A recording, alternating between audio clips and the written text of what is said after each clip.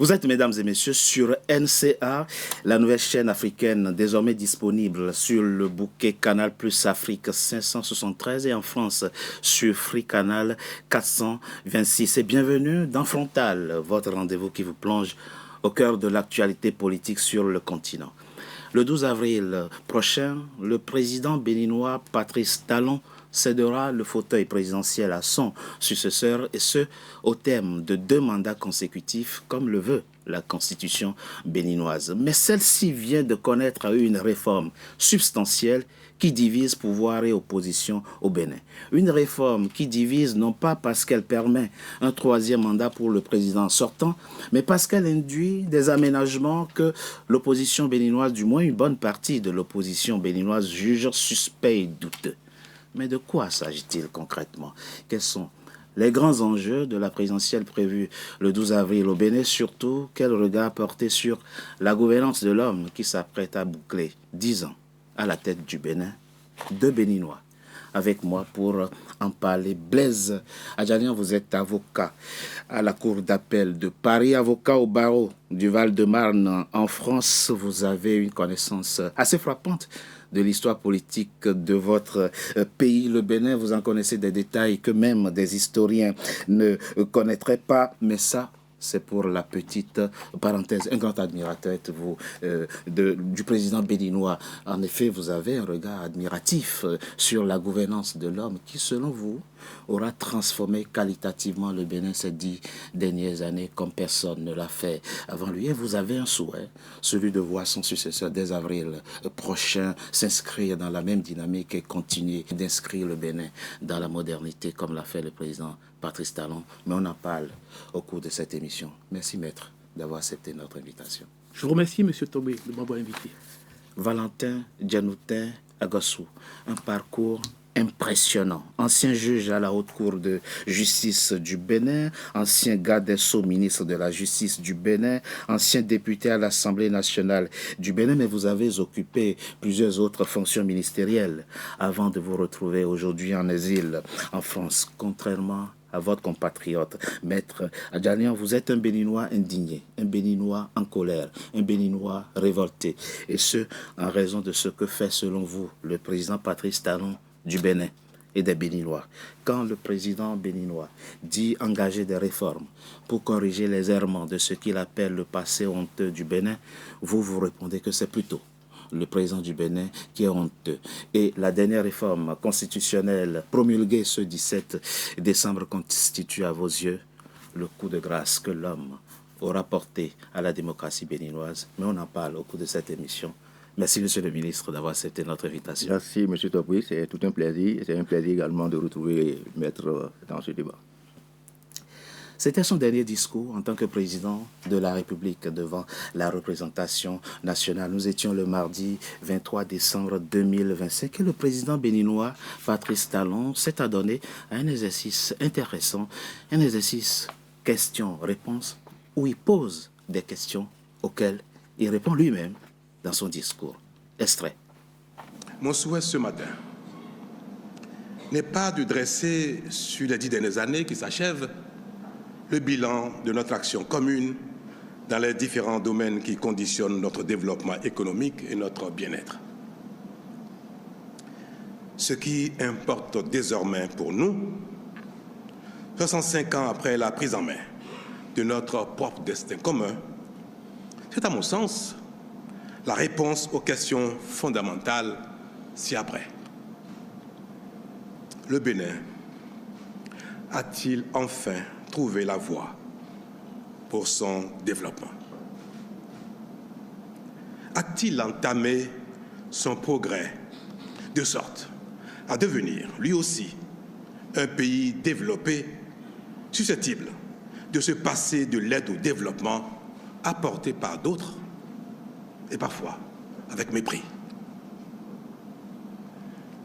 Est-il un pays où l'éducation nationale, la formation technique et professionnelle, la route, l'eau, l'électricité, l'emploi, la santé, le cadre de vie durable, assaini et beau, la sécurité et la paix progressent chaque jour? est-il un pays qui ne fait plus honte à ses enfants, mais leur apporte plutôt fierté et espoir? Un pays que d'autres admirent et envient. Autrement dit, le Bénin est-il aujourd'hui un pays où tout s'améliore jour après jour, où l'espoir est désormais permis, de sorte que ce qui n'est pas encore acquis ne paraisse plus inaccessible? Honorables députés, représentants du peuple béninois tout entier, la réponse à cette question fondamentale est oui.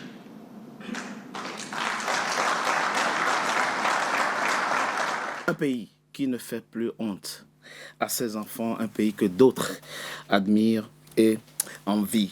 Monsieur le ministre, c'est très intéressant ce que le président béninois a fait en décembre dernier devant la représentation nationale. Il a mis sur la table un certain nombre d'interrogations. On constatera après quelles sont d'ordre économique et social. Puisqu'il a procédé ainsi, commençons donc par des sujets d'ordre économique et social. J'étais récemment dans un pays de l'Afrique centrale et j'ai rencontré un couple qui n'est pas béninois, bien sûr. La femme me dit, si on nous avait dit, elle parlait de son mari, de ses 2 enfants qui sont grands et qui sont étudiants. Si on nous avait dit il y a quelques années que nos enfants préféreraient aller passer leurs vacances au Bénin, nous n'y aurions pas cru. Il se trouve qu'en 2024, ils sont allés passer leurs vacances au Bénin.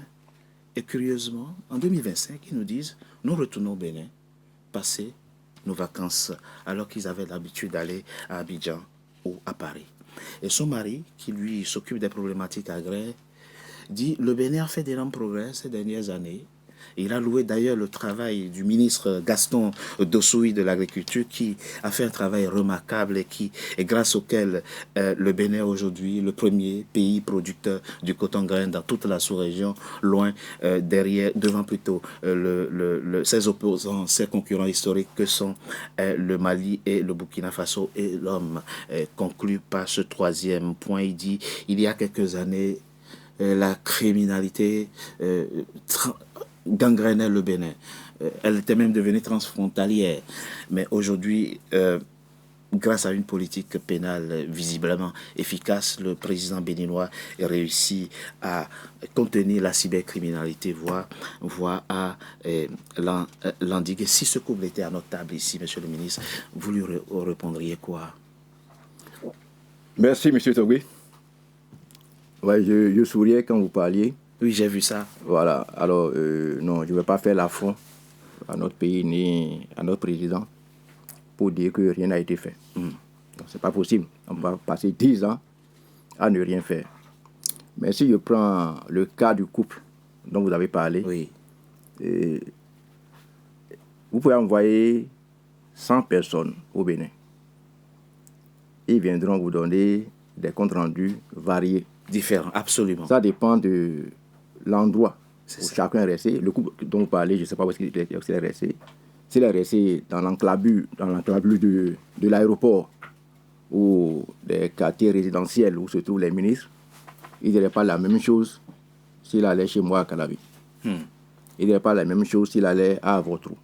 Il ne dirait pas la même chose s'il allait dans le zoo, dans le nord, un peu partout.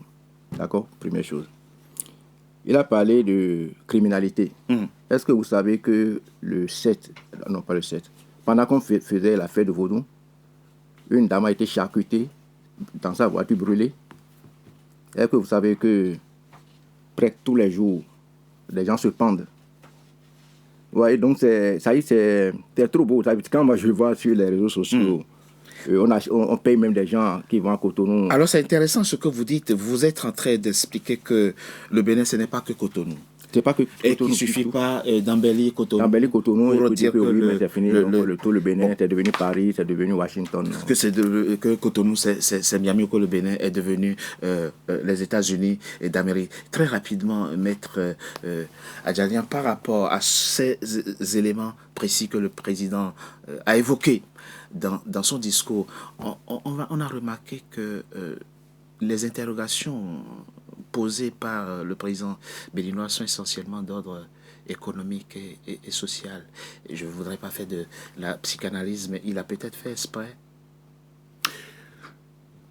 J'ai la parole, monsieur. Bien sûr, vous avez la parole. Mais... Vous allez m'excuser avant de vous répondre et certainement de dire un mot sur ce que vient de dire monsieur Janotin. Oui.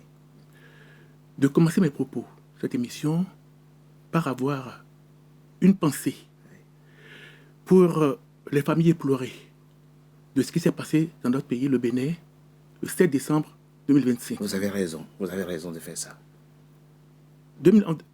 Le 7 décembre 2025, quelques militaires, je dirais, tête brûlée, il faut appeler les choses par leur nom. Je suis triste de dire qu'ils sont d'une incompétence caractérisée. Pourquoi je le dis? Je m'explique. Parce qu'ils sont allés pour défaire l'ordre politique en place. Ce sont des militaires. Et les médias nous présentent celui qui a la tête comme étant un lieutenant-colonel. Un lieutenant-colonel, c'est un officier supérieur qui est à un grade du plafond qu'il peut atteindre, c'est-à-dire colonel. Colonel, oui. Parce qu'au-delà, on est général. Mais pour accéder au grade de général, il y a une dimension politique dans la nomination. Donc, ce monsieur, je parle de militaire incompétent. Pourquoi? Parce que, dans une vie antérieure, j'ai eu à vivre au milieu et avec les commandos parachutistes qui, rappelons-le, depuis l'indépendance du Bénin, ils ont participé à tous les putschs qui ont réussi de 1960 à 1972. Depuis 1972, il n'y a plus jamais eu aucun putsch réussi dans notre pays. Il y a eu des tentatives qui ont échoué. Mais parce que j'ai eu la chance de côtoyer des militaires, notamment le corps des commandos parachutistes, qui ont participé à tous les putschs réussis, eh bien, j'ai eu l'occasion d'être informé de comment un coup d'État peut se préparer. Je vais vous dire, très brièvement, un coup d'État, ça peut réussir, ne pas réussir. Mais il faut deux grands axes. Il faut simultanément prendre d'assaut tous les points névralgiques, tous les points stratégiques. Mais quand on entend le compte rendu de ce qui s'est passé, mais on dit des amateurs. Je suis heureusement. Heureusement qu'ils sont incompétents pour le coup. Non, mais quand on apprend qu'ils sont allés, ça a commencé à 2h20 minutes. Ils sont allés à un point, après 2h30 à un autre point, à 3h à un autre point, à 4h à un autre point. Mais l'échec est déjà là. Mais ce qui m'attriste, c'est le grade de ceux qui ont dirigé cette affaire-là. Oui. Vous dites, mais je suis triste pour que des gens comme ça... L'amateurisme de ces gens-là. D'accord. Mais ça donne des conséquences dramatiques. Il y a eu des familles éplorées. Il y a eu d'autres victimes. Alors, j'aimerais, à l'entame de votre émission, avoir une pensée pour ces personnes-là. Absolument. Maintenant, bien évidemment, pour arriver au sujet qui nous préoccupe, Patrice Talon, dans ce dernier discours à l'Assemblée nationale, a fait le choix de ne pas se répéter indéfiniment. Il a tout le temps parlé de la sécurité qui lui est à cœur dans le pays. D'accord? Il a évoqué quelques axes. Oui. Est-ce qu'il doit monopoliser la parole de manière fugace pendant tout le temps? Non. Il a tenu à évoquer quelques points saillants. Oui. J'ai entendu M. Jonathan nous parler de l'insécurité, de quelques actions, de quelques, malheureusement, faits divers isolés, ou faits de société isolés, pour caricaturer. Je note au passage que c'est un peu la marque de fabrique de M. Jonathan. Donc, dans tous les pays au monde, la sécurité a des failles. 100% n'existe nulle part. C'est pas moi qui ai dit. Maintenant, c'est votre président qui l'a dit. Est-ce que vous permettez? Allez-y, s'il vous plaît, maître. Maintenant, il ne faut pas oublier que vous avez été aux affaires, vous avez appartenu à un gouvernement qui a fait 10 ans aux affaires. Tout à fait. Vous avez laissé le pays dans un état catastrophique en matière de sécurité. Vous n'avez rien compris. Là, vous me coupez la parole. Non, il ne va pas couper la parole. Mais si vous dites des contre-vérités, je vais vous répondre. J'avais voulu vous respecter, mais non, écoutez, je crois... Non, on va laisser maître finir. Je vais vous dire quelque chose. Si vous m'affrontez, je vous affronte. Non, mais vous parlez d'affront. on est là pour débattre. Ah, d'accord. Débattons sur des faits réels. Bien sûr, sur des faits réels. D'accord. Mais vous voyez, là, je vais être gentil. Je ne vous ai pas coupé. Je vous demande d'avoir la gentillesse de ne pas me couper. Okay.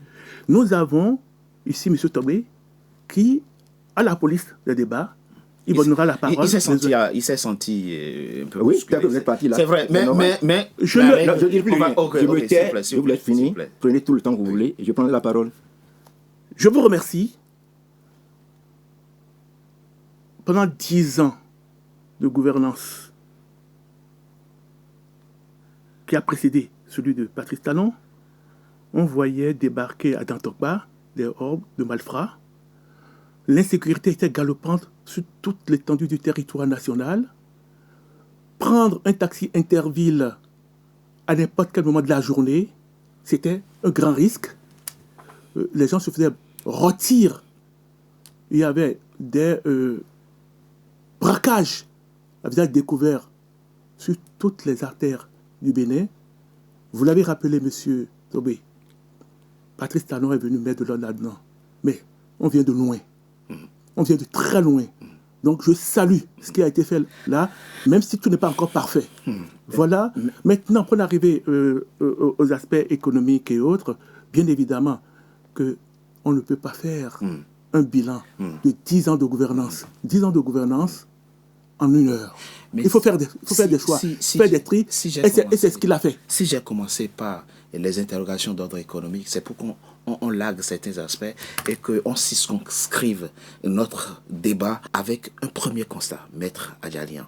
Les tensions et les convulsions politiques qu'il y a eu entre le président Patrice Talon et son opposition ces dernières années sont d'ordre essentiellement politique. Et elles sont nées des réformes que le président a engagées déjà à partir de 2019. Maître Adjalian, je vais vous poser une question toute simple. En 2016, la démocratie béninoise, et j'entends le système électoral béninois, a produit l'une des présidentielles les plus démocratiques du continent.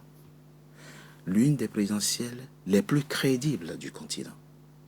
Avec ceci d'élégant que, avant même que la Cour constitutionnelle ne valide les résultats définitifs, Lionel Zinsou, alors Premier ministre et candidat du pouvoir sortant, donc soutenu par le président Yahi Boni, prend son téléphone et appelle son challenger Patrice Talon et le félicite pour sa victoire. C'était à la fois beau et rare. Le président Patrice Talon ne pouvait pas se reprocher d'avoir été mal élu, ni de manquer de légitimité. De mémoire, il n'y avait pas en 2016 beaucoup de chefs d'État sur le continent qui sont plus démocratiquement élus que le président Patrice Talon. Le système politique institutionnel béninois ne dysfonctionnait donc pas.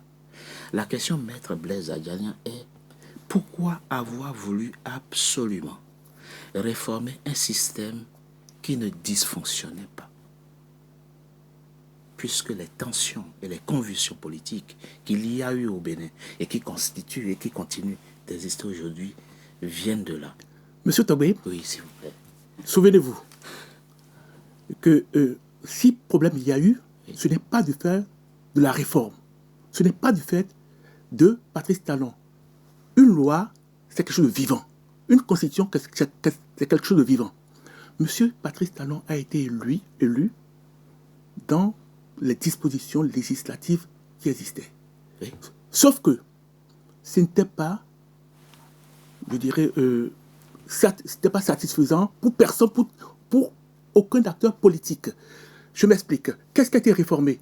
Ce qui a été réformé, c'est le système partisan. Le système partisan. Oui. Et le système partisan, eh bien, je le dis sous le contrôle de M. Jonathan, tous les acteurs politiques ayant autorité sont intervenus pour dire que dans un pays de 12 millions d'habitants, 14 millions d'habitants, avoir plus de 200 partis politiques, est-ce une bonne chose?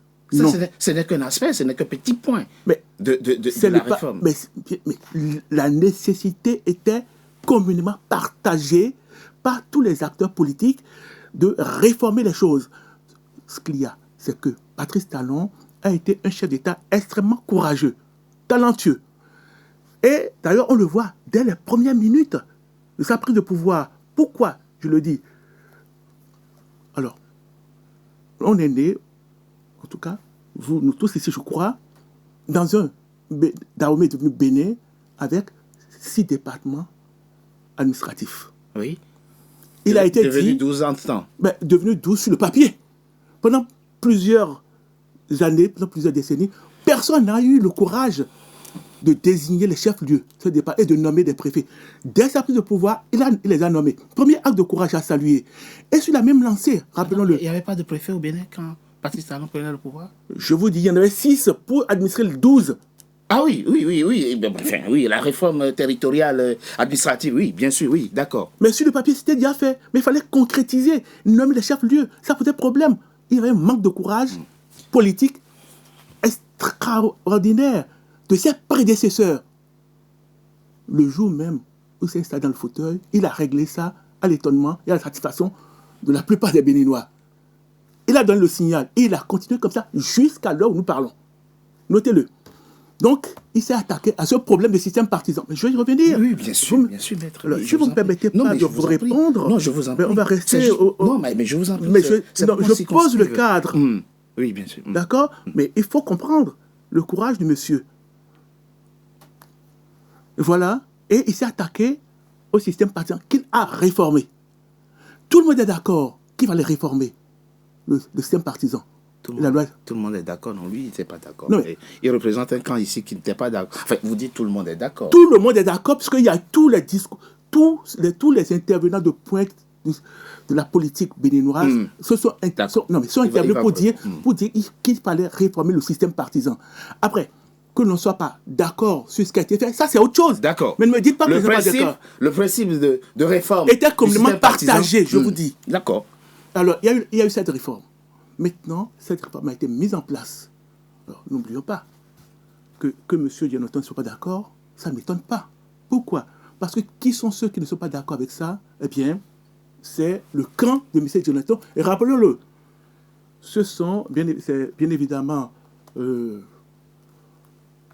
produit de son camp, le parti des forces Corée pour un Bénin émergent, FCBE, auquel vous avez appartenu, que vous avez soutenu. Qui a changé maintenant de visage. Non, ça n'a pas changé de visage. Ah, ça n'a pas changé de visage. Précisons les choses. Non. D'accord. Non. Excusez-moi, ça n'a pas changé de visage. Ça n'a pas changé de visage. Pas du tout. Eh bien, c'est le produit de son mentor politique, le chef d'État qui l'a servi. Sauf que, eh bien, il y a eu des dissensions entre eux. Allez-y voir pourquoi, on peut le préciser. Il va. Et le même mentor, eh bien, puisqu'il n'avait plus satisfaction de ces petits qui voulaient s'affranchir, il est venu créer un autre parti politique après avoir été le géniteur du parti FCBE, a créé un autre parti qu'on appelle aujourd'hui les démocrates. Mais rappelons que ce sont deux partis ayant le même mentor, puisqu'il y a quelques années, quand les FCBE devaient aller aux élections politiques, sur les affiches, il y avait bien évidemment en médaillon la photo de votre mentor politique, qui est aujourd'hui le numéro 1 du Parti des démocrates. Donc ce sont deux partis du même plumage. Merci. Monsieur le ministre, nous essayons de circonscrire donc le débat par rapport aux aspects strictement politiques, puisque, comme je l'ai dit, les convulsions politiques, c'est de ça qu'il s'agit, qui ont existé, qui existent encore dans votre pays, le Bénin, viennent des réformes entreprises par le président Patrice Talon. Maître Blaise Adjalian essayait donc de nous expliquer comment ces réformes ont obtenu le consensus au Bénin et que tout le monde était d'accord de la nécessité donc d'opérer ces réformes. Monsieur Zogoué, est-ce que vous voudriez au moins m'accorder la même durée? Bien sûr. Parce que vous voyez, ça va empiéter sur le temps de la deuxième partie, mais c'est pas grave, on va rattraper. Parce qu'il y a beaucoup de sujets qui ont été évoqués. C'est vraiment grave que je sois là, qu'on dise des choses que je ne réponds pas. Je vous en prie, monsieur le ministre. D'abord, partons du discours du chef de l'État. Il a posé les problèmes de sécurité. Il a dit qu'aujourd'hui, les Béninois sont fiers. Il a parlé des problèmes de développement, qu'on ne tend plus la main à l'extérieur pour régler nos problèmes. Et le maître a très bien fait de parler de la situation du 7 décembre. Et je m'associe à lui également pour représenter les condoléances à toutes les familles qui ont été éplorées. Paix aux âmes de ceux qui sont perdus. Au général Bada qui a perdu son épouse. Voilà. Et peut-être il y a beaucoup d'autres. Et d'autres anonymes. Et d'autres anonymes. Et d'autres anonymes. Comme s'il n'y a pas eu son mot. Non, bien sûr, on est d'accord. Donc je m'associe au maître pour présenter mes condoléances. Mais quand j'ai entendu mon président qui dit que oui, maintenant on ne tend plus la main, et que le maître m'a abordé le sujet du 7 décembre, il a même parlé de 2h du matin. Donc 2h du matin, des militaires incompétents. Effectivement, ils ont été incompétents. Là, je suis d'accord avec lui, effectivement. Et Dieu merci que ce soit ainsi. Parce que personne ne serait d'accord qu'il y ait un coup d'abord. Ça aurait été un saut dans l'inconnu. J'ai été le tout premier à produire un communiqué. C'est vrai. J'ai été le tout premier du gouvernement, de l'opposition, j'étais le tout premier à le dire, à le condamner. Mais depuis 2h du matin, et nous sommes indépendants. Nous avons ci, nous avons ça. Et il a fallu l'intervention du Nigeria, de la France, pour nous sauver d'affaires. Monsieur Maître, si vous continuez d'être encore fier de ça, je me pose vraiment des problèmes. Et nous avons réglé le plan de sécurité. Plan de sécurité, monsieur Tobé, depuis les indépendances, malgré notre proximité avec le Nigeria, avec le Burkina, avec le Mali, avec le Niger, le Bénin n'a jamais connu le terrorisme, le djihadisme. Voilà le président qui a reçu le plan de sécurité. Avant, il y avait des tueries par-ci, des tueries par-là. Les tueries au niveau des djihadistes, au niveau du terrorisme, on peut dénombrer. C'est sous ce président-là, c'est sous le président Talon que le Bénin a commencé par vivre ces réalités. Oui, ça dit quand... Malheureusement, on n'a pas de temps, quoi. Il y a tellement de sujets. Là, il y a des fleurs, des choses, et puis bon. On va rester sur les réformes. Non. Attends, non, il faut que ça. Il faut que je le dise. Ok, d'accord, très bien. Il a dit, il faut que je le dise. Donc, le plan de sécurité, c'est aujourd'hui qu'on a les... C'est vrai qu'il y a eu des avancées, il faut être honnête. Oui. Sur nous, les axes routiers, tout ça là. Mais dire que les choses se sont mieux améliorées, non. Donc, c'est lui, il a tellement parlé, il y a le président Talon. Il a parlé de 10 ans de Yaïboni. Est-ce qu'il sait que Talon a fait 7 ans avec Yaïboni? Et aujourd'hui, ce que vous accusez là, les Kogi Ndoro, le secrétaire général du gouvernement, tout ça, ils sont de quel régime? De Talon, de Yaï? Ouais, il y a des gens qui abordent des sujets, ils ne maîtrisent rien du tout des sujets, mais bon, non, ça dit, vous m'excusez, je suis un peu dur, mais ça dit, moi ça me touche. Parce qu'en principe, lorsque nous sommes des Béninois, nous avons un certain niveau, on ne peut pas aborder le sujet comme des gens de la rue, quoi. Talon a fait 7 ans avec Yaï Boni? Mais quand même, vous aussi. Quand il est venu en exil, c'est pas à cause de cette histoire de bébé, tout ça là. Il a fait 7 ans, c'est pas lui. Mais il n'avait pas de poste officiel. Mais c'est lui qui nommait tous les ministres. Même il a parlé du ministre de l'Agriculture. Mais c'est qui est-ce qui nommait les ministres? Alors, je vais plus sérieux. Alors, il a donné même l'exemple de l'agriculture, tout ça là. Depuis 1960, est-ce que nos paysans, après avoir souffert dans le champ, ont jamais été abusés par rapport à leurs produits? On les met en nuit, on les tabasse, on les contraint à vendre leurs produits à des prix dérisoires, en réalisant des pertes. On n'a jamais vécu Vous parlez des cotonculteurs. Cotonculteurs, sojaculteurs, tout ce qu'il y a comme production. Et c'est ça qu'on a dit que Soui, mais comment il s'appelle le ministre là, a fait des progrès. Non, c'est pas lui, c'est pas Maître. Non, c'est le ministre qui l'a dit. Oui, moi je rapportais effectivement. Non, pas celui qui l'a dit. Non, d'accord. Le maître a donné le nom du ministre de l'Agriculture. D'accord. Pour dire qu'il a fait des progrès. Oui, Gaston de Soui. C'est le progrès là qui continue à aller. Mais c'est vrai. Ah oui, non. Mais par rapport à ça, c'est vrai en plus. Parce que le Bénin est devenu aujourd'hui le premier pays producteur du coton avec 700 000 tonnes, je crois. À ce niveau. Non, à ce niveau. C'est-à-dire, moi, je n'ai pas les statistiques, j'entends. Oui. Mais est-ce que vous pouvez me dire aujourd'hui quelle est la structure qui produit les statistiques au Bénin? Ah, ça, je sais. On avait l'INSAI, au moins vous savez ça. Oui, c'est public. L'INSAI, ça existe encore aujourd'hui. L'agriculture, il y avait plein de structures. Et chacun jouait son rôle. Il y a Sonafra, il y a Caladé, il y a plein de trucs, tout ça là. Aujourd'hui, toutes les structures autour de l'agriculture sont sous la société du président de la République. Monsieur le ministre. Et pour suivre dans cette statistique-là, je vais plus loin. Parce que la question revenons système partisan. Système partisan. C'est ça. Je suis d'accord avec le maître que presque toutes les autorités politiques ont remarqué qu'il y a des choses qu'il fallait faire. Mais c'est ce qu'on a fait là, c'est ça qu'on a fait. C'est-à-dire, moi j'ai l'avantage par rapport à lui. Non seulement j'ai été aux affaires, mais j'étais à la réunion où on a parlé du système partisan. C'était sur Yaï Boni. Ou bien Non. Sous l'actuel président. L'actuel président est talon. Et vous pouvez aller chercher les dates. J'ai dit, et je suis tellement heureux aujourd'hui. Je suis très bien placé pour parler de ce sujet-là. Quand on avait fait la réunion, où les gens sont venus débiter des théories là, tout ce que j'ai relevé, c'est ça qu'on vit jusqu'à présent. Tout le monde a demandé qu'on revoie le système partisan. Encore que, je l'ai écrit même plusieurs fois, déjà dans l'ancien code dont vous avez fait cas, le code de 2013, oui, c'est le meilleur code au Bénin. Que ce soit mouvancier, que ce soit tout le monde. Attends, non, pardon. Oui. Ça dit sinon, les gens ne vont pas nous comprendre.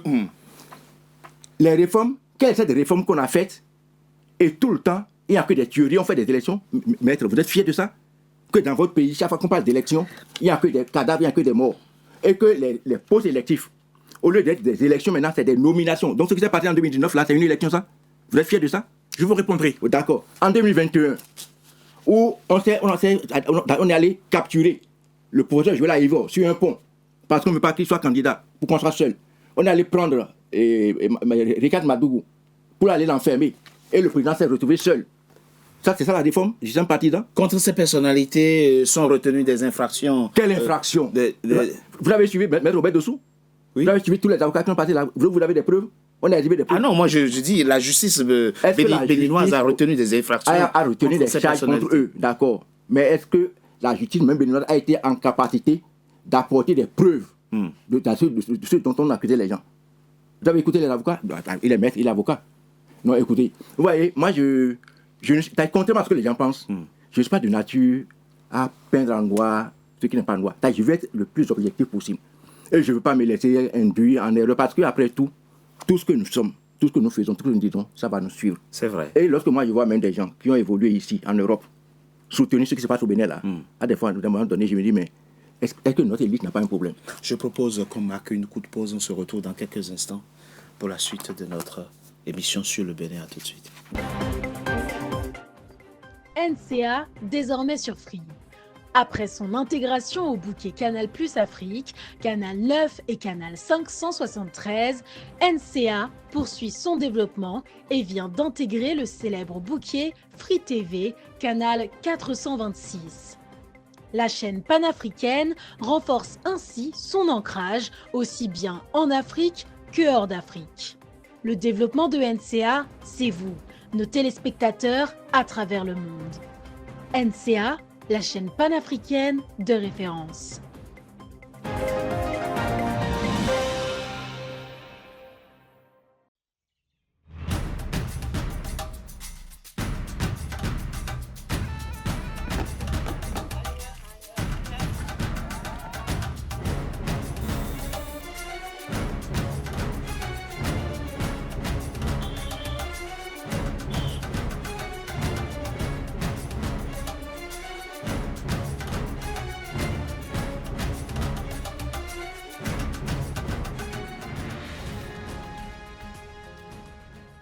NCA, la nouvelle chaîne africaine. NCA, the New African Channel. Deuxième partie de Frontal, votre rendez-vous politique dont le numéro de ce jour est consacré au Bénin qui tiendra sa présidentielle le 12 avril prochain après les législatives qui ont eu lieu ce 11 janvier. Maître Adjalian, le ministre était d'accord avec vous sur le principe de la réforme, le principe de la nécessité de réformer le système partisan, système politique, système institutionnel, etc. au Bénin. Ce qu'il déplore par contre, c'est le résultat que ça produit. Il vous a évoqué de 2019 avec les tueries malheureusement et qui a eu au Bénin, puis 2021, la présidentielle de 2021 dont le mandat prend fin dans quelques semaines. Pour être factuel, précis, Maître Adjalian, quelle avancée démocratique avons-nous depuis 2016 que nous n'avions pas avant 2016? Parce que c'est au bilan qu'on apprécie la qualité d'une réforme. Qu'est-ce que nous avons réussi à atteindre aujourd'hui au Bénin qu'on n'avait pas en 2016 ou avant 2016? Oui. Eh bien, M. Tobé, je vais vous dire. Oui. Ce que nous avons aujourd'hui au Bénin. Oui. et que nous n'avions pas avant. Politiquement. Bien sûr, politiquement, nous avons un volet politique. Oui, bien, c'est ça, oui. Eh bien, c'est le fait que les acteurs politiques que nous avons aujourd'hui, et en particulier à leur tête, nous avons quelqu'un ou des gens dont on peut s'interroger sur leur patriotisme. Voilà le gros problème. La réforme du système partisan l'a reconnu assez honnêtement, M. Jonathan, oui. était voulu D'accord. de tout leur vœu par tous les principaux hommes politiques de notre pays. Ok. Ça a été mis en place avec le courage de M. Patrice Talon. Saluons-le. Cela étant, il y a bien des, je dirais, des nostalgiques du pouvoir ou des assoiffés du pouvoir qui voulaient absolument, dans le regret, parce qu'il y a l'ivresse du pouvoir, ils appellent le pouvoir, je n'ai pas terminé. Laissez-moi aller au bout, si vous permettez, de ce que je suis en train de dire. Pourquoi ? Parce que lorsque j'entends M. Dianotin parler des tueries qu'il y a eu en 2019 et autres, il y en a eu. À mon grand regret, je le déplore. Mais du fait de qui ? Du fait de qui ? Du fait de l'opposition. Est-ce que vous avez déjà vu, dites-moi dans quel pays au monde vous avez vu des chasseurs pour aller tuer des pintades, ce ministre, de la Kalachnikov, des sacs de joutes de Kalachnikov. À Cotonou ? Au Bénin, c'est bien cela. Des jeunes de 12 ans, 14 ans, 16 ans, qui viennent, qui crient. Si vous me touchez, vous irez à la CPI. Ah oui, ça, Monsieur Dianeton, vous avez été juge, on m'a-t-on dit, à la Cour de justice. Vous avez été ministre de la Justice. À ceux 12 ans, 16 ans, 17 ans, qui viennent semer l'émeute. Il fallait mettre de l'ordre. Ça, c'est le chaos. Donc, alors, quand on dit, les chasseurs viennent, et comme le disait l'autre, je vais vous envoyer des gens de chez moi, de mon Bénin profond, pour vous affronter. Et qui ont organisé ça. Voulez-vous que celui qui est à la tête de l'État laisse courir ce désordre ? Bien, c'est dramatique, c'est regrettable. Ah, totalement. C'est Mais totalement regrettable. il faut voir d'où vient le mal.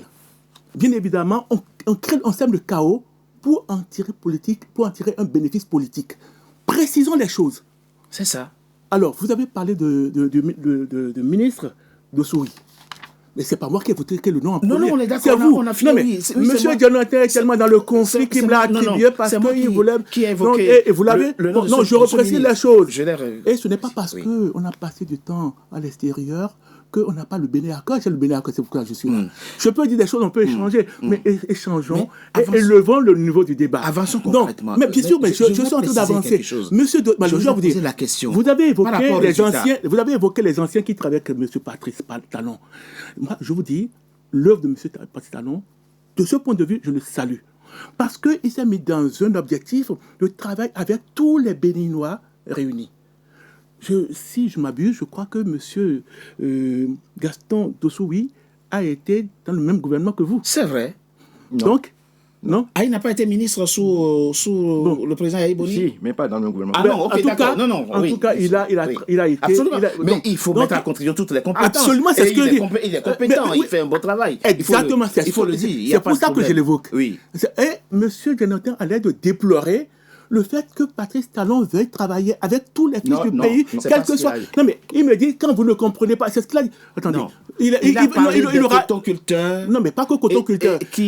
Non, pas du tout. Laissez-moi dire ce que je veux dire. D'accord. Il est là, il aura la parole, il pourra répondre. Qu'est-ce qu'il a dit ? Et sur quoi je rebondis. Il me dit, quand vous ne savez pas de quoi vous parlez, ne parlez pas. Ceux qui sont là aujourd'hui ont travaillé avec M. Yahya Boni. Et je dis bien évidemment, Dossou, oui. Mais c'est ce qu'il a dit. Laissez-moi apprécier. Monsieur Dossou, oui, également, à travers avec Patrice Talon, avec le président Yahya Boni. Président Yahya Boni. Mais Patrice Talon, c'est un Béninois qui aime le Bénin. Alors, mais je ne vois pas. Est-ce que c'est une grande maladie d'avoir Yahya Boni pendant 7 ans ? Question politique, s'il vous plaît. À un moment donné, avoir un désaccord. Et dire, mais je ne suis pas d'accord. On revient à ma question. Votre question. Par rapport au bilan. Oui. C'est-à-dire politique. Oui. Parce que tout le monde, à commencer par moi, doit reconnaître ce qui est bien fait. Ce qui est fait. Et il y a beaucoup de choses qui sont bien faites. Le résultat des réformes politiques institutionnelles, c'est qu'on se retrouve aujourd'hui. Bien évidemment. Avec un parti qui est quand même important dans le paysage politique béninois. Oui, plusieurs même. Qui est privé des municipales. Vous dites quoi, ça? Vous dites quoi, là? Et qui sera privé de la présidentielle. Vous dites quoi, là? Comment privé? Enfin, Ils ne sont pas privés. Ils ont voulu jouer le jeu de l'obstruction et se sont éliminés eux-mêmes par la législation en vigueur. mais c'est une réponse, hein. Ah ben, totalement. Mais on ne les a pas privés parce Ah, qu'ils sont privés. mais Écoutez, voyons. Mais c'est le système, c'est la C'était réforme, pas le c'est le système. résultat de la réforme. Non, attendez, monsieur, vous parlez... Avant monsieur, 2016, on n'avait pas ça. Mais attendez, on a une réforme. Je vous dis, la loi, c'est quelque chose de vivant. Ah oui, on est d'accord. D'accord? Mais je suis d'accord. Bon, On est bien d'accord. évidemment, la loi, elle est là. La loi, elle est connue pour les dispositions de la loi avant l'échéance. D'accord? Donc, on est deux partis appartenant à la mouvance politique, à la mouvance présidentielle, je veux dire, Bloc républicain et UPR, qui visiblement vont avoir l'essentiel des sièges à l'Assemblée nationale, avec comme résultat une Assemblée nationale monocolore. Ça peut satisfaire? Je suis profondément insatisfait. Mais le problème, c'est quoi? Je suis navré de ce que les ténors, en tout cas, les cerveaux pensants, les cadres, et il y en a, il y a de grands juristes au parti, les démocrates ou chez les FCBE, n'aient pas pris les devants, se préparer politiquement, anticiper les choses pour être présents. Et c'est leur carence. Et c'est ce qui est critiquable. Je vais vous dire quelque chose. Oui. Ne voyez pas les choses à court terme. Voyons, comme d'habitude, hein, les Béninois de l'opposition, ils font des tintamarres, ils essaient alors, ils se prévalent eux-mêmes de leur propre turpitude. Il y a quelques années, bien évidemment, ça doit être en vigueur. D'accord? Un parti qui soutient l'action de M. Patrice Talon, j'ai nommé là, eh bien, le Parti du Renouveau démocratique, le PRD. Il existe encore? Écoutez, je vous parle de l'histoire. Ah oui, nommer les choses ah oui, d'accord, dans leur cadre. De l'histoire, d'accord. Mais je dis, il y a quelques années, j'ai dit. Oui, il y a quelques années, c'est vrai, d'accord, ok, d'accord. Mais ce parti qui, en tout cas, soutenait l'action du président, ce parti n'existe plus en tant que parti aujourd'hui, puisque ça a formé. D'accord, mais à l'époque, il a été aux élections et il n'a pas rempli les conditions, alors que dans son fief, comme dans un département microcosme, il a tout raflé à Porto-Novo pour le nommer. C'est vrai. Il devrait prendre la mairie, mais parce qu'il ne remplissait pas les conditions légales, mais ils ont été, écartés. Il a beaucoup contesté. Hein, mais la contestation, c'est une chose, mais la loi existe. D'accord, mais on est totalement d'accord. Ça, c'est un précédent qui devait éclairer les dirigeants du parti FTBE, les dirigeants du parti Les Démocrates. Si on n'a pas tiré conséquence, si ils ont été de mauvais élèves, après, ils peuvent toujours pleurnicher comme d'habitude. Le bouc émissaire, c'est toujours l'autre et pas eux. Monsieur mais son propos est très clair. Le paradigme nouveau que le président Patrice Talon a introduit dans le jeu politique béninois, c'est que finalement, la politique est devenue une question de rapport de force. Rapport de force politique, rapport de force économique, rapport de force financier. Et contrairement à ce que les Béninois avaient consacré depuis 90, où pour beaucoup la politique était devenue comme une activité paroissiale ou économique, où on avait pitié de l'autre, où on cherchait absolument le consensus. Là, il a changé quelque chose de fondamental dans la politique de votre pays, le Bénin. Oui, monsieur Dobé, une fois encore, je regrette vraiment qu'on n'ait pas vraiment le temps. Parce qu'il y a tellement de choses qui se disent, et puis si je n'apporte pas des rectificatifs ou de placer les choses. Vous voyez, quand j'ai parlé de Doussoui, je n'ai jamais dit que le président Talon n'a pas le droit de travailler avec le Béninois. Et ce qu'il dit, c'est même pas vrai. Je suis. Tu m'as invité là. C'est-à-dire qu'il faut inviter des gens qui maîtrisent vraiment le Bénin. Tu n'as pas le Bénin sur le papier. Hein. C'est-à-dire, moi j'ai vécu à l'intérieur du système. Quand je parlais de ça, c'était pour dire quoi? C'est-à-dire parce qu'il dit oui, vous avez 10 ans. J'ai dit Talon a fait 7 ans. Et c'est lui qui nommait la plupart des gens. Donc c'est en parlant de ça que j'ai parlé de Doussoui. Maintenant, donc, il ne faudrait pas qu'on inverse les choses. Mais ça, on doit le reprocher au président Yahi Boni. Non, attendez. Comment? Attendez. Non, vous voyez, c'est trop facile de dire ce qu'on dit là. Quoi. D'accord, allez-y. Alors, donc je vous dis, donc il y avait des gens qui étaient des lieutenants de Talon auprès de Yahi Boni. Mais je ne veux même plus revenir sur ça. C'est qu'il ne faudrait pas que les gens mentent aux Béninois. D'accord. Moi, ce que je dis aujourd'hui là, je vais le répéter demain. Et c'est des choses qui sont vérifiables. Bien sûr. Donc c'est parlant de ça que j'ai dit, que certains qui avaient travaillé avec Yahi Boni soient encore avec là, parce qu'ils ont toujours été avec le président Talon. Quand il va dire que non, Talon avait des histoires. Je reviens maintenant à la question purement politique. C'est ça. Vous voyez, quand le mec dit que les réformes, la législation, j'ai mal, franchement mal. Parce qu'il est juriste de surcroît. Et il est en France. Il a parlé de PRD. Ça, vous appelez ça la réforme là? Ce qu'on fait là? Le socle même de la démocratie au Bénin. Citons quelques éléments concrets pour que ceux qui nous suivent comprennent, ceux qui ne sont pas béninois comprennent. Quels sont les éléments de la réforme qui sont aujourd'hui des éléments bloquants et qui compromettent le consensus Merci beaucoup. politique au Bénin? Le consensus a valeur constitutionnelle. La conférence nationale de 1990, c'est le socle même de la démocratie au Bénin. Vous ne pouvez rien faire sans consensus. Les élections législatives de 2019, c'est parce qu'on a fait une charte des partis politiques, on n'était pas satisfait de ça, on allait sortir le certificat de conformité, le maître me sorte dans quelle disposition légale se trouve le certificat de conformité. Et on est allé chez... Vous ne pouvez pas faire ça avec moi, ça je vous dis la vérité. On est allé créer un certificat de conformité pour moi. Allez, c'est un certificat de conformité qui n'est dans aucune... Sortez-moi la loi et je sors de l'émission. Non, vous ne sortez pas il n'y a pas ni dans le code électoral, ni dans la charte des partis politiques. C'est Djogbenou qui est resté là parce qu'on veut coûte que coûte éliminer, aller prendre une décision pour sortir. Et c'est de là que finalement les deux partis du chef de l'État se sont retrouvés aux élections. Et mieux, toutes les ONG, dans la plateforme des ONG qui s'investissent dans les questions électorales, ont démissionné. Allez chercher encore. Ont démissionné, n'ont pas accompagné les élections de 2019. Vous savez, notre structure, notre architecture juridique, notre architecture politique est faite de telle manière que lorsque les députés sont en place, que ce soit la Cour constitutionnelle, que toutes les grandes institutions, c'est le président désigne des gens, l'Assemblée aussi désigne des gens. Du moment où on a eu une assemblée unicolore, tout est faussé. Oui, la Cour constitutionnelle est devenue complètement un tout vassalisé, la Sénat est vassalisée, la Haute Cour de justice est vassalisée, comment vous appelez encore, Sénat, tout est vassalisé. C'est de là le plein parti. Il a donné l'exemple de PRD. Vous savez, c'est ça que je dis. Les élections communales de 2020, les élections communales, c'est une élection de proximité, c'est une élection à la base. Et le maître pense que pour une élection communale, on va fixer un seuil national. Est-ce que ça sonne? Vous m'excusez quoi? Franchement, quand les juristes disent des choses, mais quand les interdits disent des choses... Ça pose quel problème? Une question de légitimité ou de représentativité? Une question de légitimité, et même une question d'ailleurs, parce que tout peut être légal et ne pas être légitime. On est d'accord. PRD, comment une élection locale, hein? Quand on dit élection communale, la circonscription électorale, c'est l'arrondissement. Qu'est-ce qu'un tour national a à voir dans une élection communale? Et PRD, comme il a dit lui-même, a eu tous les conseils dans Port-Nouveau, dans ses mains, disons dans Ouémé. Et le maître voit que c'est normal qu'un parti, c'est-à-dire des gens pour qui le peuple, quand même, arrêtons ce qu'on dit là, quoi. Les gens pour qui le peuple n'a pas voté, que ce soit eux qui dirigent. Alors, tout ça a été institué pour éliminer les concurrents politiques. Il n'a même pas du matin de midi à 14h. Alors, il parle de FCBE. Mais j'ai été le secrétaire exécutif national de FCBE. Ça, je vous apporte ça. J'ai été le patron, pour ne pas dire le président du parti FCBE. Et si FCBE est devenu ce qu'il est devenu, c'est parce que je suis un homme de valeur. Allez demander ça au président Talon.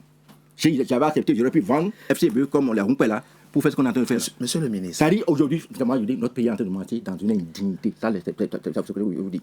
On ne peut pas parler d'élections communales et on soit fier qu'on désigne des gens qui n'ont pas gagné les élections pour diriger. Nous allons revenir dans la... Mais c'est pas possible, Franck. Et puis on suppose ça. Nous allons décrypter... Monsieur Djogbenou, Monsieur Djogbenou, vous m'attristez en parlant comme ça. Vous m'attristez. Vous avez cette question générale. Ça ne m'étonne pas que votre parti FCBE soit dans cet état-là. Vous n'avez rien compris.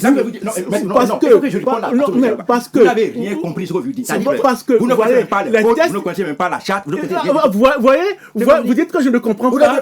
Les tests existent. Avant, vous ne lisez pas, vous ne comprenez rien. Je ne lis pas. Je ne lis pas. Alors, que PRD n'est pas une de mer à Porto. Alors, attendez.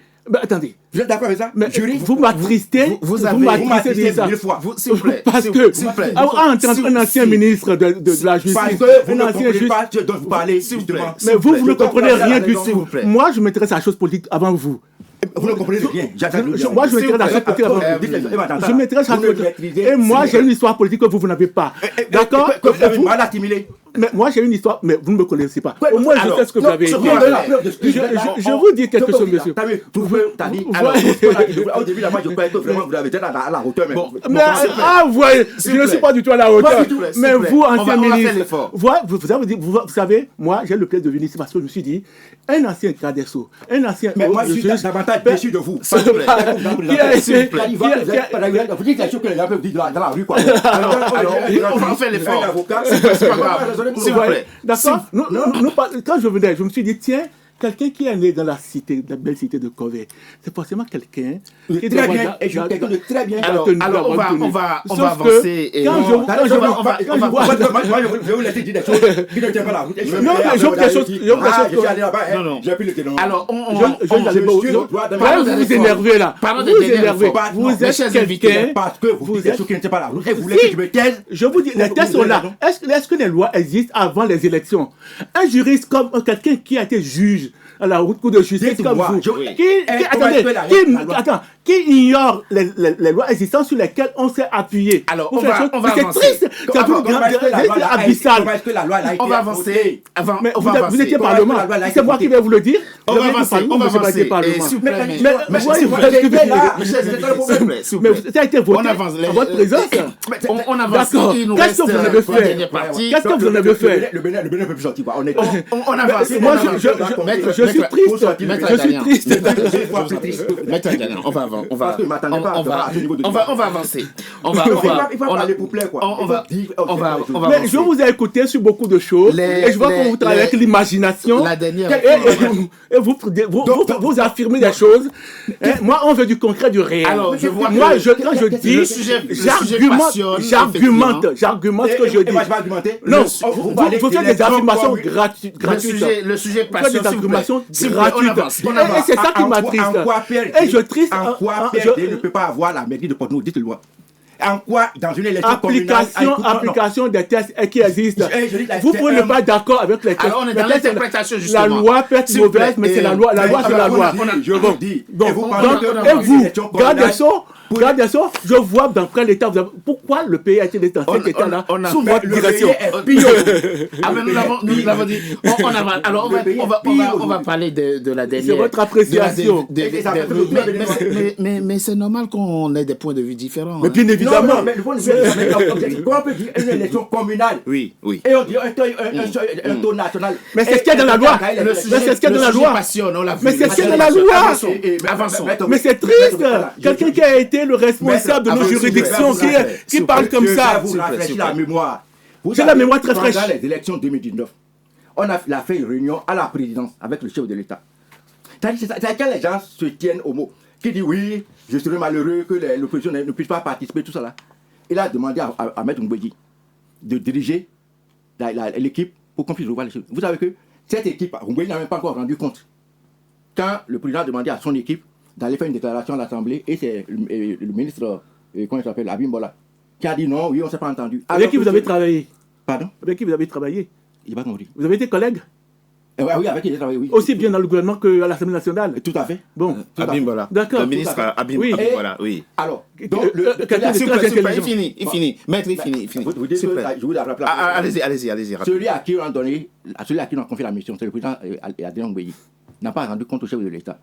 Et on saute à l'Assemblée nationale pour dire qu'il n'y a pas eu consensus. On va aux élections. Et c'est les élections là depuis 2019, c'est ça qui a donné tout ce qu'on donne là. Alors, Maître a dit que oui, on a les chasseurs. Donc c'est Madame Président Souamoussou qui était mort à Cotonou. C'est les chasseurs qui l'ont tué à Cotonou. Vous voulez que je vous en parle? Avant que vous ne répondiez, Monsieur le ministre, il va vous répondre, mais en attendant, on marque une minute, une courte pause, on se retrouve dans quelques instants pour la troisième et dernière partie de notre émission. À tout de suite. NCA, désormais sur Free.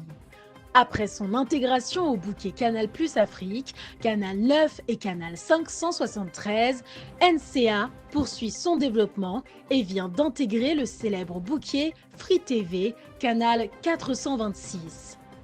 La chaîne panafricaine renforce ainsi son ancrage aussi bien en Afrique que hors d'Afrique. Le développement de NCA, c'est vous, nos téléspectateurs à travers le monde. NCA, la chaîne panafricaine de référence.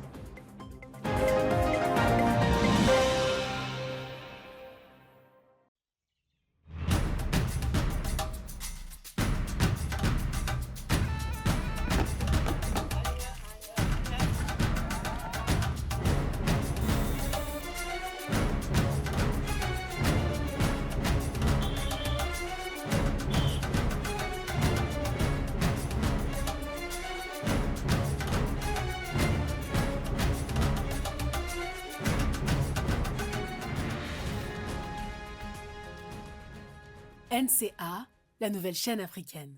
NCA, the New African Channel.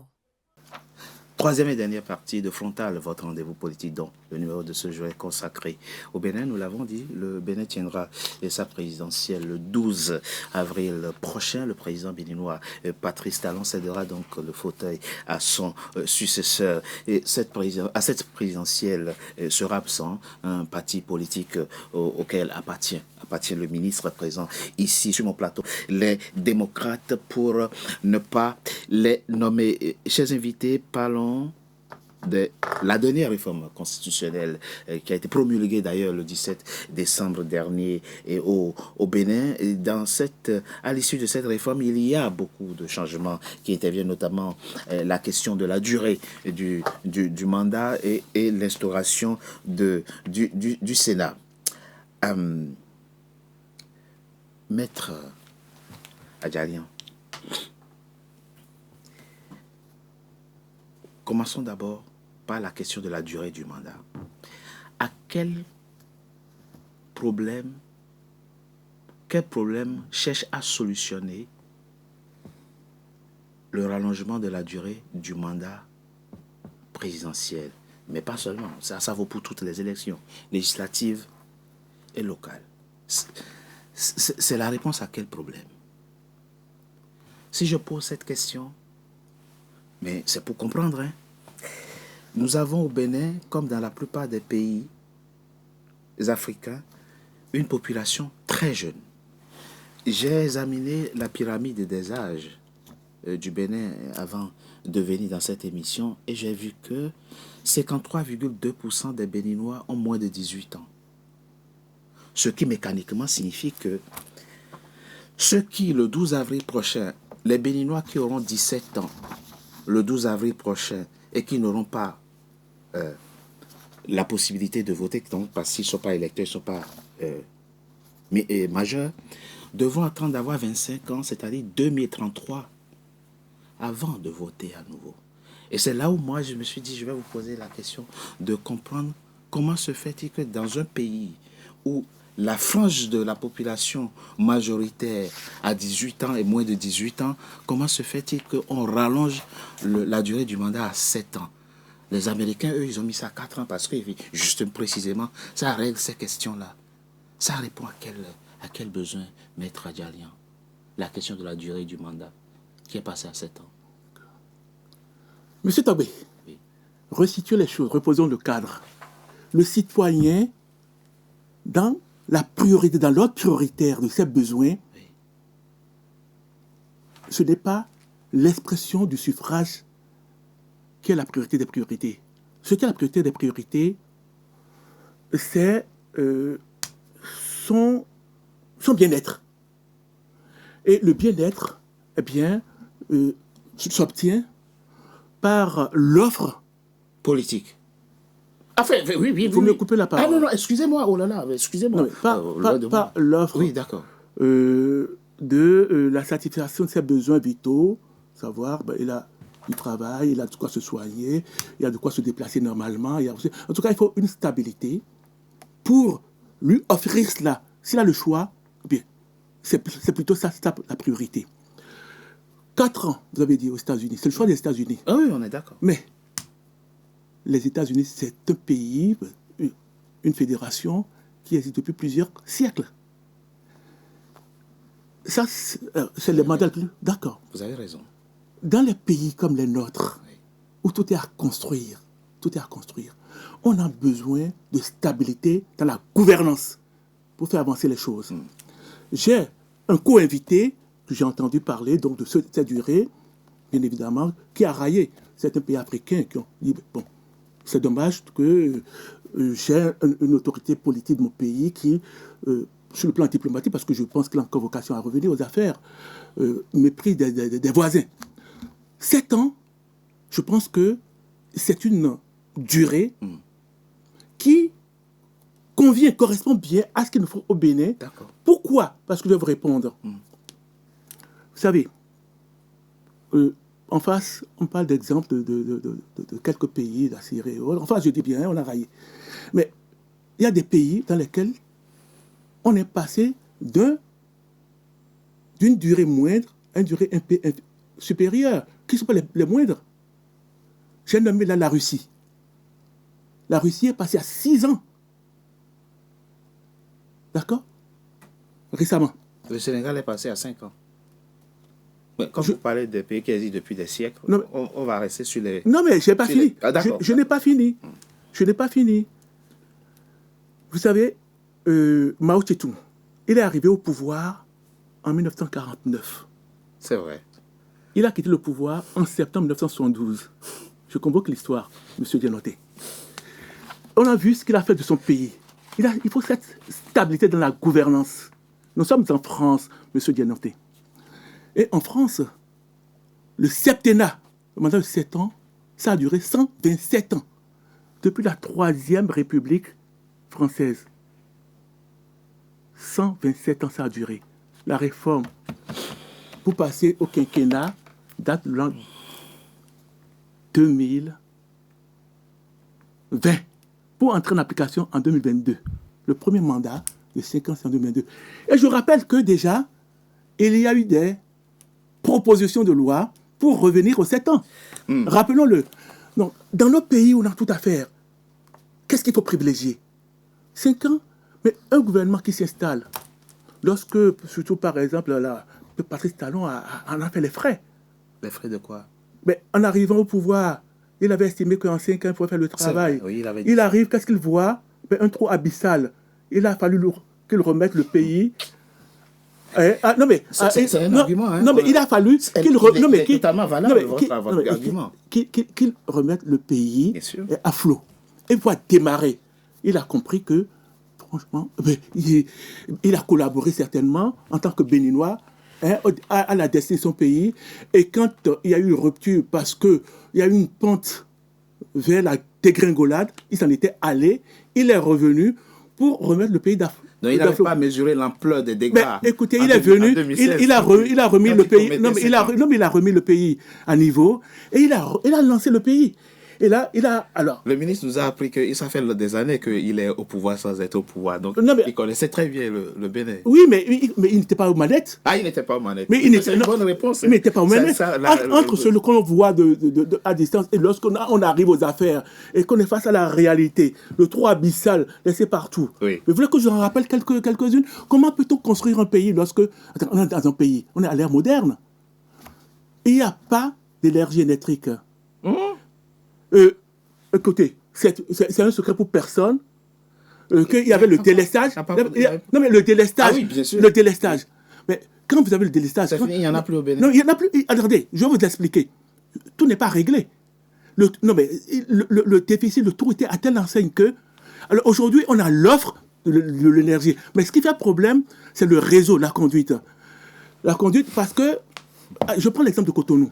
À l'indépendance de Cotonou, quelle était la population de Cotonou? Environ 500 000 personnes. Aujourd'hui, on est à plus de 2 millions. Donc, le conduit de l'énergie, de la centrale dans les maisons, c'était dans un réseau qui ne répond plus aujourd'hui.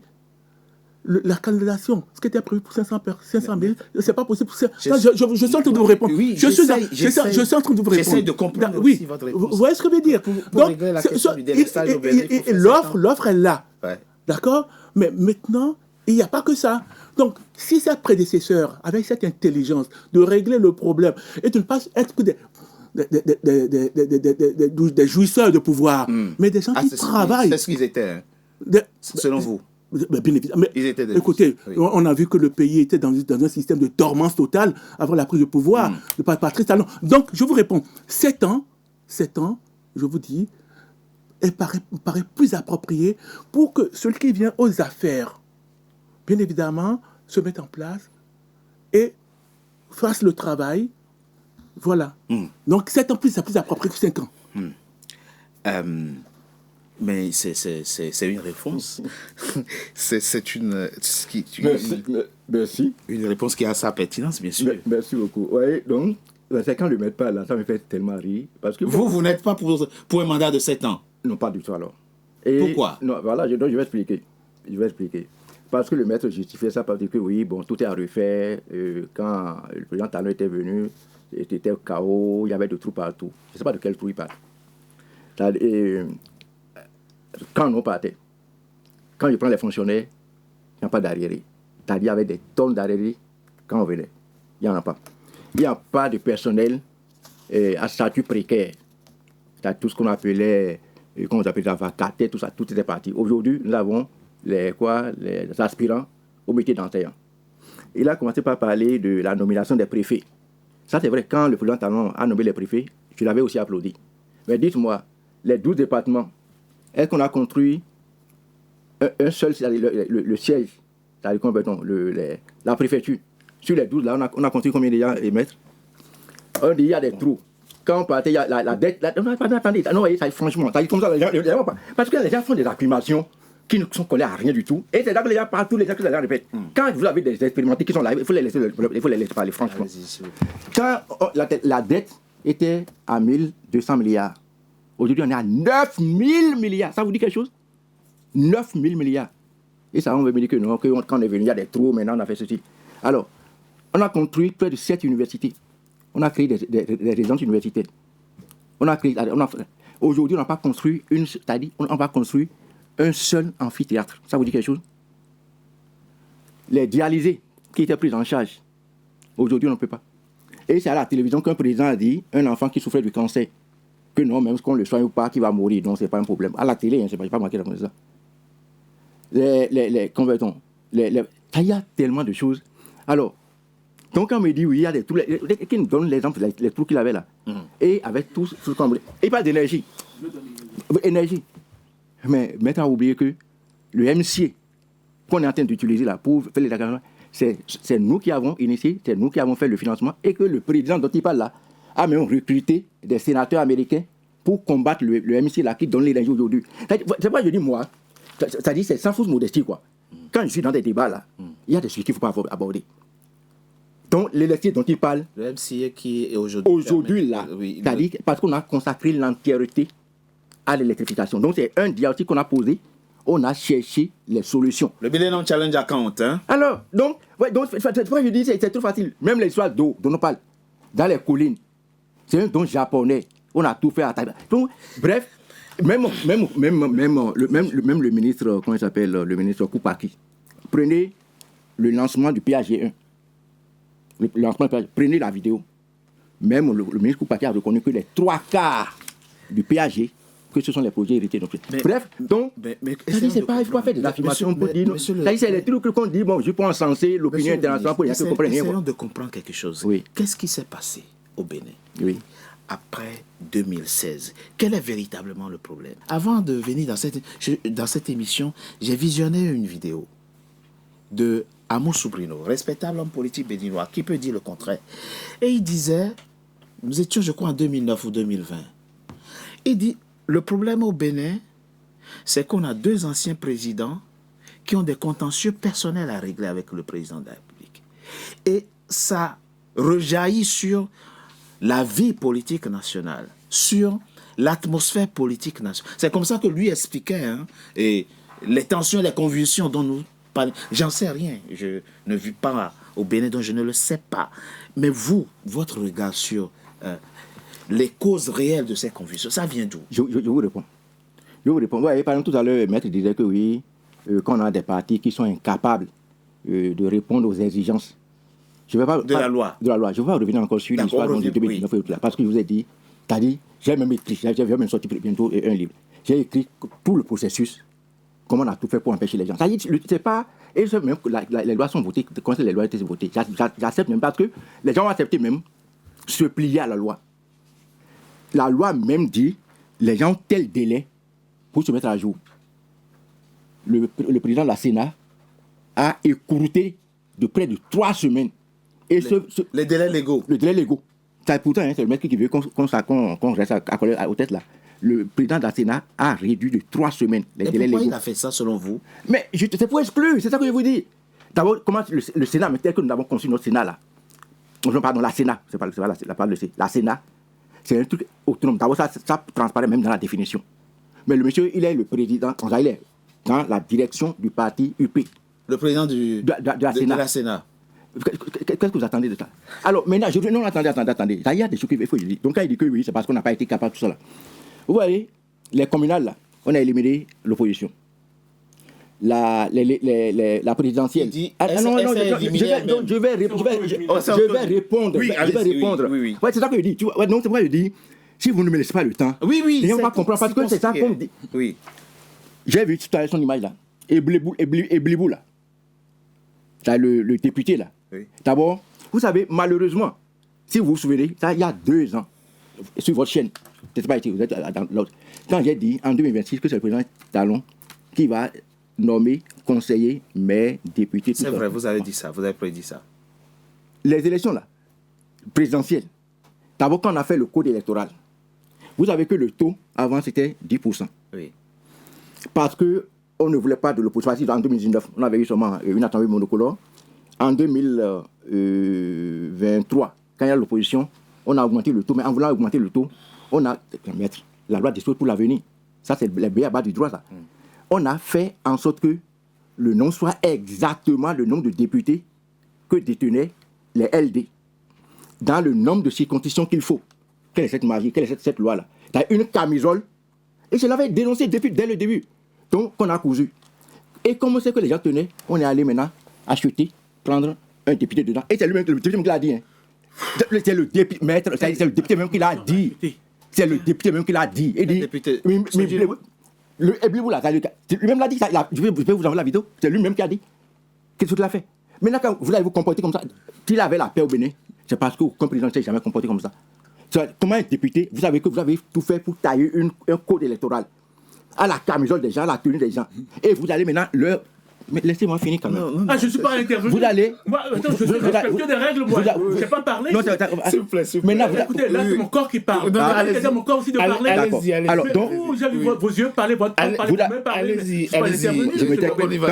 Quand vous serez tué... C'est bon, allez-y. Je peux parler maintenant.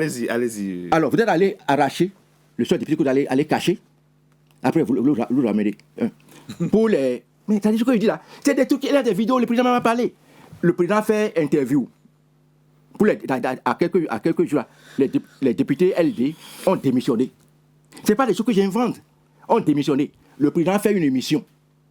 Et il donne des instructions aux candidats de la mouvance, le ministre des Finances, pour dire de recevoir les candidats qui ont démissionné là et de les positionner sur la liste des partis de la mouvance. Mais ça, donc tout ça, ça ne vous dit rien du tout. Et on va dire maintenant que les gens étaient incapables de faire la non, arrêtons quoi. C'est-à-dire, alors, dans la paix, alors, je vous réponds, c'est-à-dire, aucun président ne s'est jamais comporté comme on l'a fait. D'abord, vous avez parlé de consensus. Le consensus, c'est ça qui a conduit le Bénin depuis la conférence nationale. Mais quand aujourd'hui un président dit que c'est lui seul qui connaît ce qui convient aux Béninois, et ce que lui fait là, c'est-à-dire c'est ça que tout le monde doit accepter.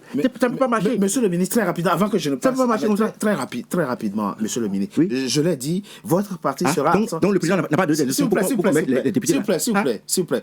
On avance. Monsieur le ministre, s'il vous plaît, monsieur le ministre. Monsieur le ministre, je l'ai dit, les démocrates seront absents de la présidentielle prévue dans quelques semaines. On a vu qu'au sein de ce même parti, il y a des problèmes. Dans tous les partis, même dans l'UP, dans BS. Bon, est-ce que ce n'est pas... On ne tombe pas non plus là dans la facilité de rendre le président responsable de comment les démocrates sont gérés? Non, parce que c'est ça le problème. Vous avez, je vous explique. Oui. Vous avez suivi au moins le processus de désignation du candidat des démocrates?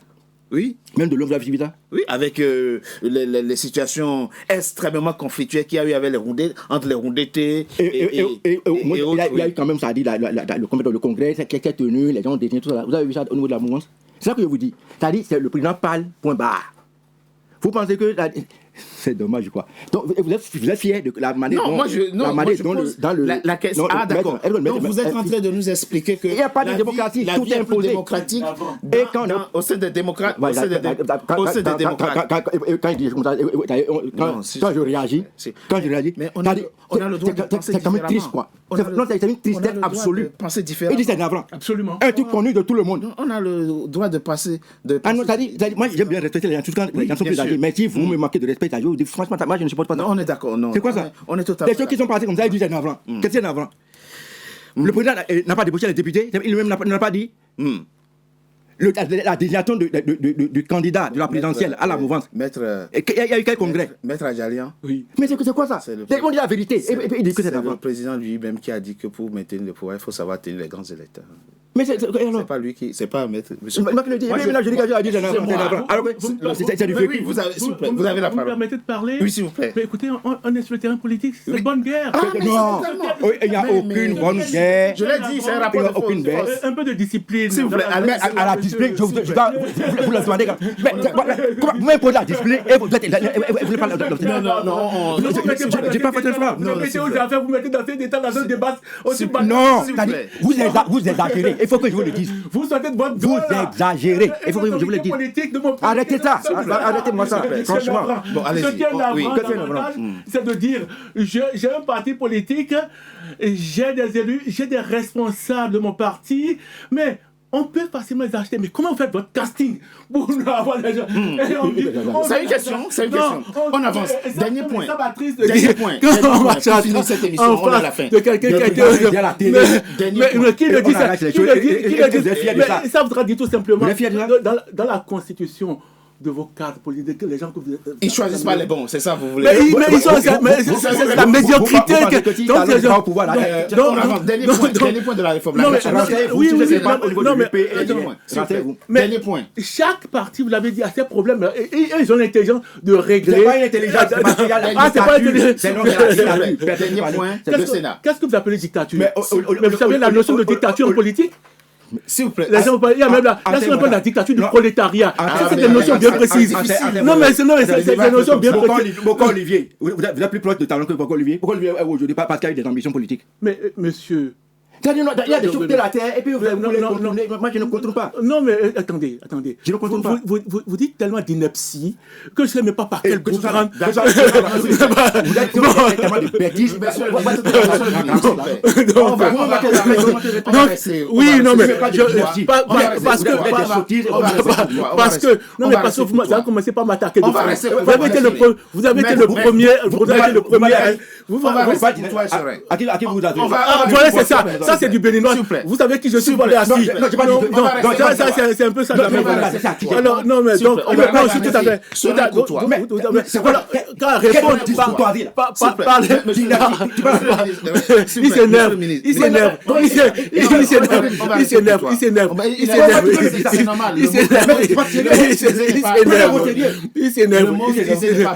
s'énerve. Si c'est pas approprié, je le retire. Si c'est pas approprié, c'est bien. Il a retiré. Non, pas du tout. C'est vous qui avez commencé par m'attaquer. Je n'ai pas attaqué. Si, quand vous commencez par dire des gens qui sont loin, ils ne savent même pas de quoi ils parlent. Effectivement, vous ne savez pas de quoi vous parlez. Alors, on a bien compris le sujet. Donc, je vous dis, moi, j'ai des choses. Alors, je vais vous dire quelque chose. Vous êtes non réconciliable autour du. Non, mais attendez, vous savez, au niveau des idées politiques, on n'est pas obligé d'être conciliable. Mais c'est ça. Chacun a ses idées. Oui, moi, je sais d'où je viens. Bien sûr. Je vois d'où il vient, mais lui ne sait pas d'où je viens, moi. Donc, je peux lui en parler après. Il sera plus éclairé. Donc, moi, quand j'ai beaucoup de respect pour des gens. Au début, j'ai respect pour vous, mais quand vous parlez du Sénat qui vient d'être. Non, mais je vais vous en parler. Vous allez aller très très loin avec le Sénat. Juste pour vous dire. Là, au niveau de la formation, de la jeunesse, on n'a pas parlé, c'est triste. Oui, on n'a pas eu assez de temps. On reviendra. Quand je dis c'est triste, c'est dommage. Monsieur Jonathan va encore s'enflammer parce que c'est triste. Pourtant, c'est pas péjoratif. Du Sénat qui vient d'être. Alors, non, mais je vais vous dire, vous savez, Patrice Talon a cette différence avec ses prédécesseurs que c'est un gestionnaire, c'est un visionnaire. c'est un homme d'action. Alors, quand j'entends M. Djogbeno rester... Monsieur Djemten. Pardon, Oui, excusez-moi. il vous excusera. Vous voyez, mille merci. Non, Mille merci. Vous voyez, je fais amende honorable. Non, il n'y a pas de problème. Et ce que j'ai dit, c'est pas pour ce français. Non, il n'y a pas de problème. Bon, monsieur qui est notaire de la belle cité de Corée, n'est-ce pas, une cité qui m'est chère. D'accord. Je crois même que je connais des gens de votre famille. Vous ne savez pas.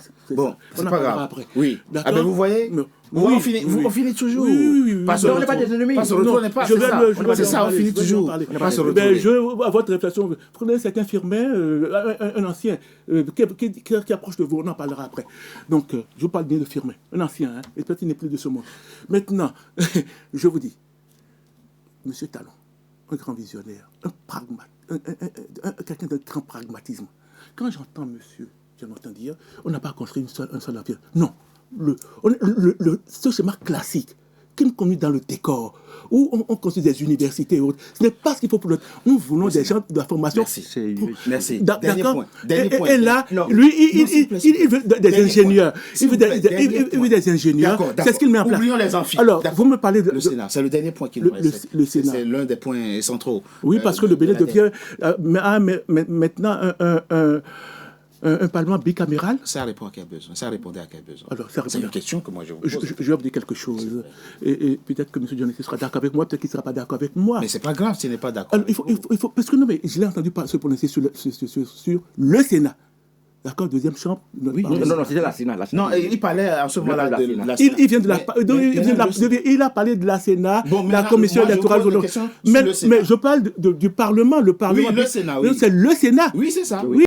Je l'ai entendu parler du Sénat. Non, je m'étais trompé. Il voulait parler de la Sénat. Mais pourquoi vous me coupez tout le temps? Je vous dis, je l'ai entendu. On rectifie ce que vous dites. Non, on le rectifie. Mais laissez-moi aller au bout, vous allez mieux comprendre. Allez-y. Je vous dis, je l'ai entendu parler du Sénat, pas forcément sur ce plateau. Mais je l'ai entendu se prononcer sur le Sénat. Ah, ok. Mais vous ne m'avez pas laissé aller au bout de ce que je veux dire.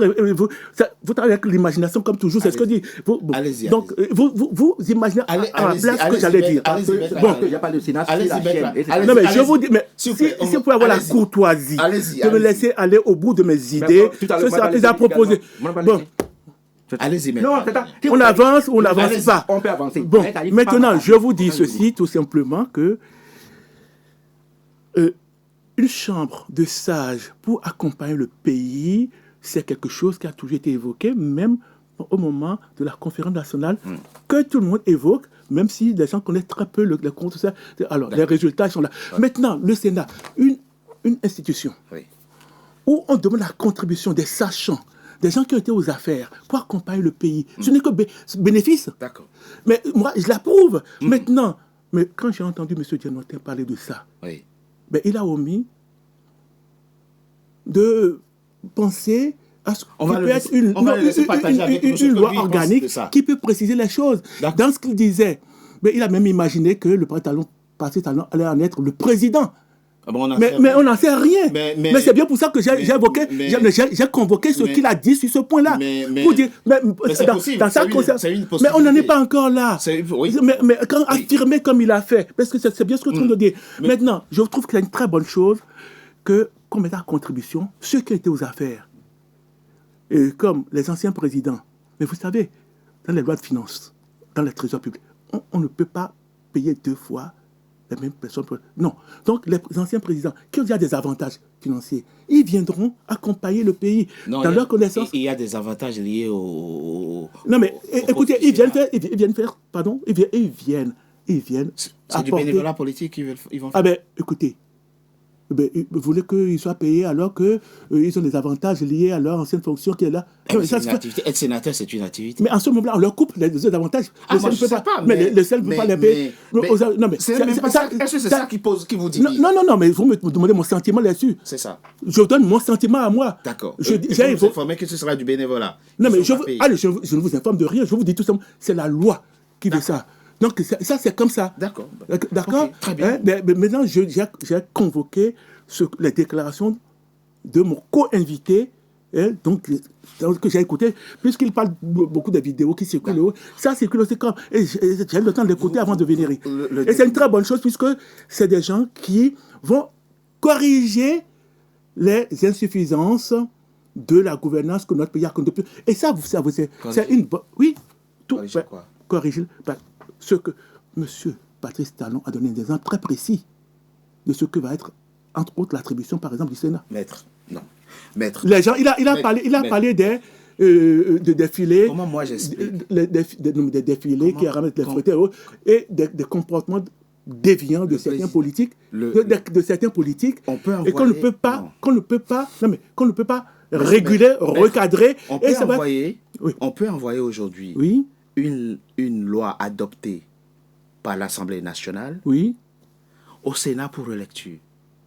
Enfin, la nouvelle réforme. C'est-à-dire, on peut envoyer une loi adoptée par l'Assemblée nationale au Sénat pour une seconde lecture. Mais à quoi ça vous gêne? Ça se fait ici en France tout le temps. Non, mais sauf qu'ils sont élus. Comment nous, on explique à des étudiants en droit qu'une assemblée non élue, donc qui n'a aucune légitimité résultant d'un mandat électif, peut corriger et éventuellement rétorquer une loi adoptée par une assemblée élue? Alors, attendez. Ça ne se passe nulle part. Attendez. Il y a les règles constitutionnelles. À partir de mon parcours, c'est un organe constitutionnel avec ces genres d'attributions. Et Patrice Talon a rappelé, pour la connaissance de ceux qui ne savent pas, que dans le monde, et notamment au Canada, il y a un Sénat composé de gens non élus. Quand moi je vous donne un exemple de pays, vous dites que ça fait des siècles que ce pays existe. Et non, mais l'Assemblée... Je vous donne un exemple.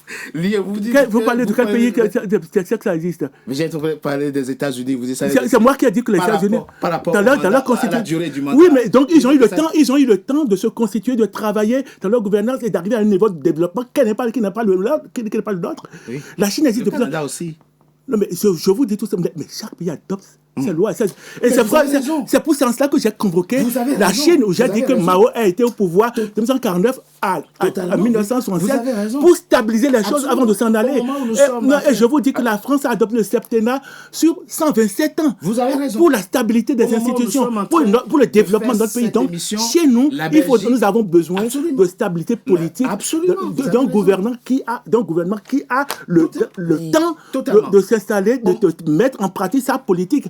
C'est en cela que j'ai réagi de cette manière.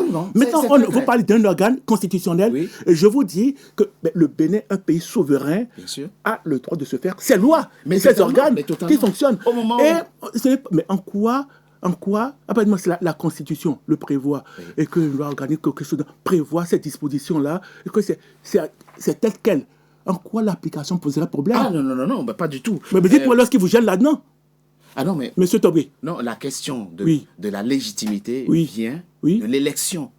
Alors, il faut être élu. La légitimité, c'est pas là. La légitimité, c'est ce que prévoient les tests. Non, ça, c'est la légalité. Non, mais les gens sont légitimes parce qu'il y a cette légalité-là. Oui. Mais les gens sont légitimes à le faire parce qu'il y a cette légalité qui leur donne le droit de le faire. Moi, j'ai élu un député qui fait une proposition de loi qui est adoptée. Il y a en haut des gens que je n'ai pas élus qui ont rejeté la loi que le député que j'ai élu a adoptée. Je vais vous donner un exemple, monsieur. On est en France. D'accord? Oui. Alors, ils sont élus, les sénateurs. Non, mais vous me coupez encore. Laissez-moi discuter. Excusez-moi. On est en France. D'accord? En France, il y a au Sénat, élection indirecte. À l'Assemblée nationale, l'élection au suffrage direct. Il faut des lois. Il y a le Conseil constitutionnel, composé rien que des personnes nommées. D'accord? Et pire encore, vous allez avoir là-bas, ils sont nombreux, les anciens présidents de l'Assemblée nationale qui ont voté des lois, des anciens premiers ministres et autres, mais qui sont nommés. Et c'est eux qui se prononcent sur la légalité de ce que le Parlement... La constitutionnalité. Mais ils se prononcent sur... Oui, sur la constitutionnalité, Est-ce que c'est légal ce qu'ils ont fait ou pas? Si c'est contre la constitution, c'est pas légal. Donc, on les convoque même pour se prononcer sur ce qu'ils ont fait avant. Mais vous avez raison. Et ça ne pose pas de problème. Vous avez Donc, raison. ils sont légitimes à le faire parce que les textes le prévoient. Alors, je constate qu'à chaque fois qu'il y a un point litigieux, je convoque le droit. Un pays qui existe depuis des siècles. Ah non, mais j'invoque les lois existantes à l'heure actuelle de la pratique. Vous avez totalement raison. Vous avez totalement raison. Mais après, certains hommes politiques peuvent se mettre dans une certaine forme de ce que j'appellerais de politiciens dans une logique d'une objectivité. Monsieur le débat est fini, l'émission est finie. Vous avez... Moi, je souris parce que c'est triste. Je sais que je fais un travail qui est difficile et compliqué, mais le temps finira toujours par me donner raison. Et quand les gens ne sont pas dans la posture qu'il faut, ils apprécient les choses autrement. Aujourd'hui, vous appelez Quenom, c'est vrai que Quenom ici aujourd'hui, il va regretter tout ce qu'il, quand je parlais, il m'attaquait, il va regretter ça. Vous appelez aujourd'hui Boko Olivier, aujourd'hui il va regretter.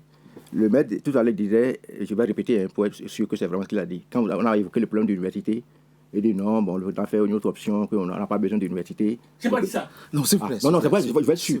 Parce que c'est ce que j'ai entendu. Et il n'a pas fini la phrase, il a dit, j'ai compris qu'il voulait parler, qu'il veut quand même former des ingénieurs, former des gens, formation professionnelle. Et je voudrais savoir si les 20 lycées agricoles que le président a annoncé, c'est déjà fait. Non, je veux juste comprendre. Non, on a fini. Malheureusement, on m'apprend qu'il y a plus de... Alors, maintenant, par rapport au Sénat, moi, je suis d'accord avec vous que cette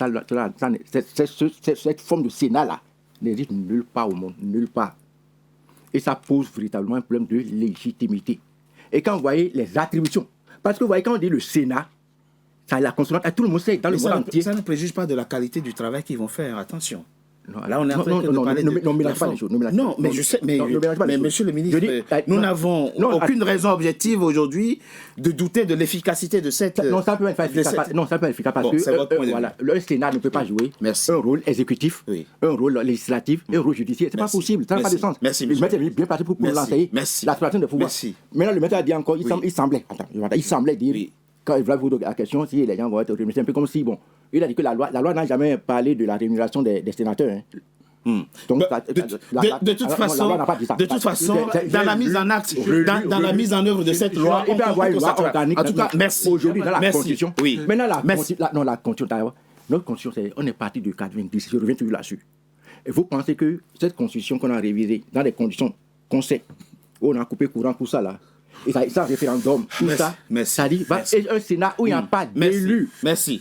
Et qui va supplanter le président de la République. Merci, monsieur le ministre. On a vu, l'échange a été chaud. L'échange a été chaud. Il y a eu, malheureusement, non. Sinon, on ne va jamais finir. Et cette émission, en tout cas, merci. Merci à vous deux d'avoir participé. S'il vous plaît, maître Adjalian. La vigilance. Alors, des invités aussi difficiles. Merci en tout cas. Messieurs, l'évision de la Constitution. C'est donc la fin, mesdames et messieurs de Frontal, votre rendez-vous politique dont le numéro de ce jour a été consacré au Bénin. Monsieur le ministre, l'émission malheureusement est terminée. En tout cas, vous l'avez vu, l'échange a été plus chaud que d'habitude, mais c'est normal, c'est la passion qui anime ces deux hommes et l'amour qu'ils ont pour le pays, le Bénin. On souhaite qu'à un moment donné, vous finissiez par vous... Non. De toute façon, on finit toujours. Vous finirez mais toujours. je n'aime pas qu'on dise des choses où je suis là que je connais. Merci, mesdames et messieurs, d'avoir été nombreux en notre compagnie. Restez fidèles à nos programmes. À très bientôt pour un nouveau numéro de Frontal. Merci à vous. Merci.